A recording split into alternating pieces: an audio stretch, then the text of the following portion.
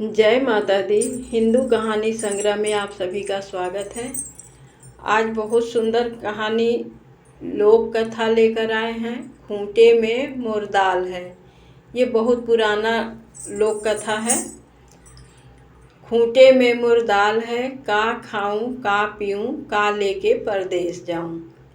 एक चिड़िया थी जो रोज दाना चुगने के लिए अपने बच्चों को घोंसले में छोड़कर दूर जंगलों के पार बस्तियों में जाया करती थी। एक दिन किसी घूरे पर उसने एक चने का दाना पाया। वह उसे लेकर चक्की में दरने के लिए गई। दाल दरते दरते एक दाल खूंटे में फंसी रह गई। एक ही दाल बाहर निकली। चिड़िया ने उसे निकालने की अपनी ओर से बहुत कोशिश की, लेकिन वह सफल नहीं हो सकी। चिड़िया बढ़ई के पास गई और उससे खूंटे में फंसी दाल बाहर निकालने को कहा। बढ़ई कुछ और काम कर रहा था, इसलिए उसने ध्यान नहीं दिया। चिड़िया ने उससे बहुत मिन्नत की। उसने कहा, बढ़ई बढ़ई खूंटा चीरो, खूंटा में मुर्दाल है, का खाऊं का पीऊं काले के परदेस जाऊं। बढ़ई ने उसकी एक न सुनी और उसे दुत्कार कर भगा दिया। फिर वह राजा के पास गई। चिड़िया ने राजा से गुहार लगाई, राजा ऐसे बढ़ई को दंड दो जो मुझ जरूरतमंद की बात नहीं सुनता। राजा राजा बढ़ई दंडो, बढ़ई ना खूंटा चीरे, खूंटा में मुर्दाल है, का खाऊं का पीऊं काले के परदेस जाऊं। राजा के पास कहाँ इतनी फुर्सत थी कि नन्ही चिड़िया की बात सब काम छोड़कर सुनता। जब उसने भी विनती पर कोई ध्यान नहीं दिया तो वह रानी के पास गई और रानी से बोली, हे रानी, तुम अन्यायी राजा का साथ छोड़ दो। रानी रानी राजा छोड़ो, राजा ना बढ़ई दंडे, बढ़ई ना खूंटा चीरे, खूंटा में मुर्दाल है, का खाऊं का पीऊं काले के परदेस जाऊं। रानी भला अपने राजा को क्यों छोड़ने लगी? रानी ने रोती बिलखती चिड़िया की एक न सुनी और उसकी बात मानने से इनकार कर दिया। फिर गौरैया उठी, सांप के बिल के पास जाकर रोने लगी। बिल से निकले सांप से अपनी विनती दोहराई। सरप सरप रानी जासो, रानी ना राजा छोड़े, राजा ना बढ़ई दंडे, बढ़ई ना खूंटा चीरे, खूंटा में मुर्दाल है, का खाऊं का पीऊं काले के परदेस जाऊं। उससे अपनी राम कहानी सुनाकर विषैले सांप से कहा कि तुम जाकर उस रानी को डसो जो गरीब की गुहार नहीं सुनती, जो रानी सब कुछ जानकर भी हमें राजा से न्याय नहीं दिला सकी और न ही राजा को छोड़ सकी, उसे तुम जाकर क्यों नहीं डस लेते। सांप ने भी इसमें अपनी असमर्थता जताई। तब भागी भागी गौरैया जंगल में जा पहुंची और उसने बांस से विनती की कि तुम लाठी बनकर उस सांप को मारो। गौरैया ने कहा, लाठी लाठी सांप पीटो, सांप न रानी डसे, रानी ना राजा छोड़े, राजा ना बढ़ई दंडे, बढ़ई ना खूंटा चीरे, खूंटा में मुर्दाल है, का खाऊं का पीऊं काले के परदेस जाऊं। बांस की लाठी भी भला उस नन्ही गौरैया के लिए उस सांप से क्यों बैर मोल लेती। उसने भी इनकार किया तो गौरैया गुस्से से भर उठी और उड़कर भड़भूंजे के यहाँ भभक रही आग के पास पहुंची और उसे ललकारा, हे आग, तुम सारे जंगल को जलाकर राख कर दो। जिसने यह बांस के पेड़ हैं जिसकी लाठी मुझ गरीब और बेसहारा के लिए नहीं उठती, कोई मुझे मेरा हक नहीं दिलाता। आपने जब सारी बात विस्तार से जाननी चाहिए तो गौरैया ने अपनी राम कहानी उसके आगे भी सुना दी। लाठी न विषधर मारे, विषधर न रानी डसे, रानी न राजा छोड़े, राजा न बढ़ई दंडे, बढ़ई न खूंटा चीरे, खूंटा में मुर्दाल है, का खाऊं का पीऊं, काले के परदेस जाऊं। फिर आग ने जब इतनी छोटी सी बात के लिए जब गौरैया की बात मानकर पूरे जंगल को जलाना ठीक नहीं समझा और जंगल को जलाने से इनकार कर दिया, तो गौरैया बहुत दुखी हुई, लेकिन निराश नहीं। वह सागर के पास पहुंची और उसे अपनी पूरी बात सुनाकर आरजू की। सागर सागर आग बुझाओ, आग न जंगल जारे, जंगल न लाठी भेजे, लाठी न विषधर मारे, विषधर न रानी डसे, रानी न राजा छोड़े, राजा न बढ़ई दंडे, बढ़ई न खूंटा चीरे, खूंटा में मुर्दाल है, का खाऊं का पीऊं, काले के परदेस जाऊं। विशाल सागर भला गौरैया की इस गुहार को क्यों सुनता। वह अपनी मस्ती में हंसता हुआ गुजरता रहा और गौरैया उसके किनारे अपना सिर धुनती रही।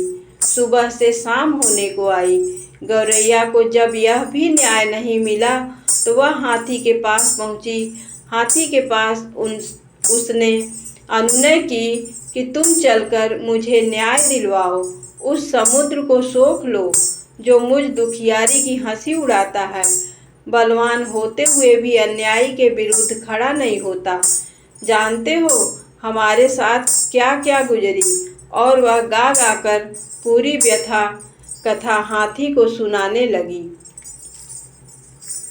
सागर न आग बुझावे, आग न जंगल जारे, जंगल न लाठी भेजे, लाठी न विषधर मारे, विषधर न रानी डसे, रानी न राजा छोड़े, राजा न बढ़ई दंडे, बढ़ई न खूंटा चीरे, खूंटा में मुर्दाल है, का खाऊं का पीऊं, काले के परदेस जाऊं। हाथी भी गौरैया की बात सुनकर टस से मस नहीं हुआ। उसने भी उसका साथ नहीं दिया और उसकी बातों को हवा में उड़ाता हुआ अपने लंबे लंबे सूप जैसे कान हिलाते मस्ती में आगे निकल गया। अब नन्ही गौरैया का धीरज टूटने लगा। वह थक कर चूर हो गई थी। जहाँ की तहाँ बैठी लाचार सी होकर आंसू बहाने लगी। सारी दुनिया उसे अंधेरी दिखाई देने लगी। किससे किससे उसने अपनी कहानी नहीं सुनाई, लेकिन किसी ने उसकी मदद नहीं की। बेसहारा लाचार की करुण पुकार पर कोई ध्यान नहीं देता। तभी उसके पैरों के पास एक नन्ही सी चींटी आकर उसका हाल पूछने लगी। उसने देखा नन्ही नन्ही चींटियों की एक लंबी कतार एक के पीछे एक बहुत ही अनुशासित ढंग से चली आ रही हैं। उसने ध्यान से देखा उनका अद्भुत संगठन और अथक परिश्रम। वे बड़ी फुर्ती, तत्परता और सुनियोजित ढंग से अपना काम मिलजुल कर किए जा रही थी। चींटियों ने आकर उसे घेर लिया और गौरैया से पूरा वृत्तांत सुना। सुनकर सहानुभूति के साथ बोली, बहन, इस दुनिया में रोने गिड़गिड़ाने से काम नहीं चलता और ना ही बैठकर आंसू बहाने से कुछ होता है। हिम्मत हार कर बैठना तो कायरता है। चलो हमारे साथ, हम न्याय दिलाएंगे, कोई रास्ता निकालेंगे। चलते चलते चिड़िया यह सोचती रही कि भला यह नन्ही नन्ही चींटियाँ मेरी क्या मदद करेंगी। जबकि बड़ों बड़ों ने मुझसे मुंह मोड़ लिया और मेरे किसी काम न आए। खैर चलो देखते हैं, कोई तो मेरी मदद के लिए आगे आया है। चींटी बहन हमारा साथ देने चली हैं तो उसकी फौज भी तो है उसके पीछे। फिर घबराना क्या, देखते हैं क्या होता है। गौरैया सोचती चली जा रही थी, तभी चींटियों ने उससे कहा, तुम किसी पास की पेड़ की डाल पर थोड़ी देर बैठो और देखो मैं क्या करती हूँ। कैसे पहाड़ जैसा हाथी मेरे इशारे पर नाचने लगता है और तुम्हारे काम के लिए दौड़ा दौड़ा समुद्र के पास जाता है। हिम्मत हारने से कुछ नहीं होता, मिलजुल कर जुगाड़ लगाने से ही समस्याओं का समाधान का रास्ता निकलता है। गौरैया फुर से पास के पेड़ की डाल पर जा बैठी और चकित होकर चींटियों की असंभव सी लगने वाली बातें को कारगर होते अपनी आँखों के सामने देखती रही।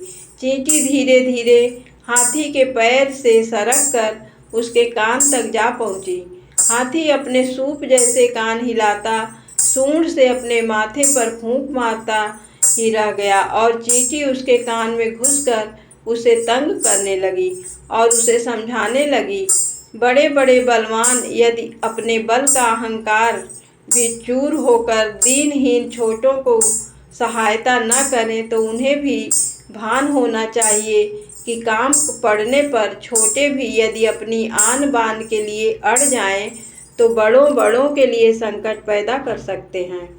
अभी तो मैं अकेले आई हूँ, किंतु मेरे पीछे असंख्य चींटियों की लंबी कतार चली आ रही है। कहीं सबसे एक साथ चढ़ाई कर दी तो लेने के देने पड़ जाएंगे।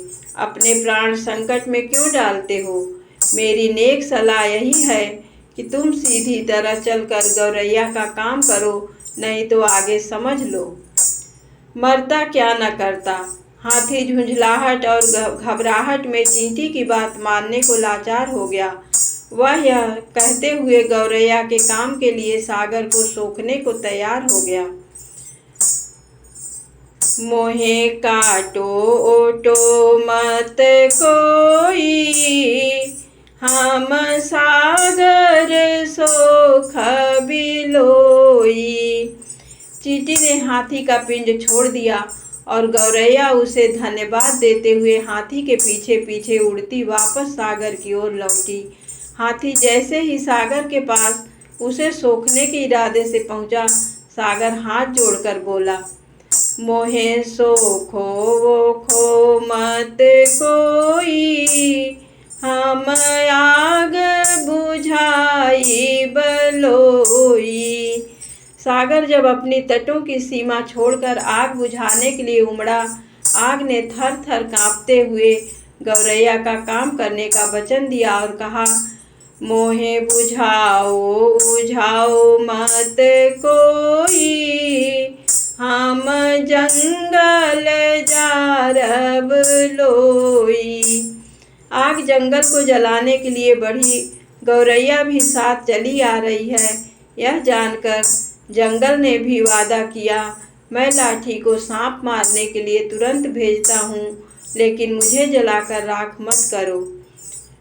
मोहे जारो रो मत कोई, हम सांप के मारब लोई। सांप की क्या मजाल जो जंगल की बंसवारियों में अनगिनत लाठियों की मार से भयभीत न हो। उसने भी बिल से बाहर आकर गौरैया को भरोसा दिया, मोहे मारो रो मत कोई, हम रानी जा सब लोई। रानी ने जब सांप को महल में आते देखा और उसके साथ गौरैया को आते देखा तो वह पूरी बात का अनुमान कर पसीने पसीने हो गई। उसने हाथ जोड़कर विनती की, मोहे डांसो सो मत कोई, हम राजा त्यागब लोई। रानी के उस वचन के बाद भला राजा क्यों अपने हट पर टिकता। उसे तो गौरैया के धीरज, अथक परिश्रम और सूझबूझ का समाचार मिल चुका था। उसने अपनी लापरवाही और अन्याय के लिए क्षमा मांगते हुए फौरन बढ़ई को बुलाने का वचन दिया और कहा, मोहे त्यागो गो मत कोई, हम बढ़ई दंडब लोई।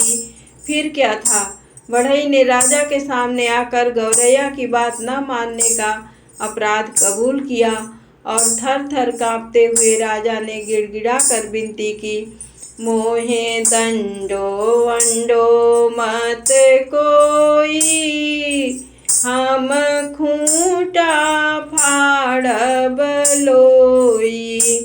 गौरैया को और क्या चाहिए। गौरैया बढ़ई के साथ उस चक्की के खूंटे के पास पहुंची जिसमें चने की दाल फंसी हुई थी। बढ़ई ने खूंटे से दाल निकाल कर दी और गौरैया उसे अपने चोंच में लेकर अपने घोंसले में पहुंची, जहां उसके नन्हे नन्हे बच्चे जब से वह गई थी उसकी राह में आंखें बिछाए भूखे प्यासे बैठे थे। बच्चों ने चहचहाकर उसका स्वागत किया और वह अपने चोंच से चने का दाना अपने बच्चों को खिलाने लगी और गुनगुना कर पूरी कहानी सुनाने लगी कि कैसे उसने हिम्मत से काम किया। बड़े बड़ों ने उसकी बात मानकर उसकी मदद नहीं की, लेकिन जब वह केवल रो गिड़गिड़ा रही थी तो किसी ने उसकी बातों पर ध्यान नहीं दिया। मदद के लिए आगे आई तो वे चींटियाँ, जिनकी संगठित सेना के सामने हाथी भी लाचार हो गया। सच ही कहा गया है, सब उसी की मदद करते हैं जो स्वयं अपनी मदद करना जानता है। धन्यवाद।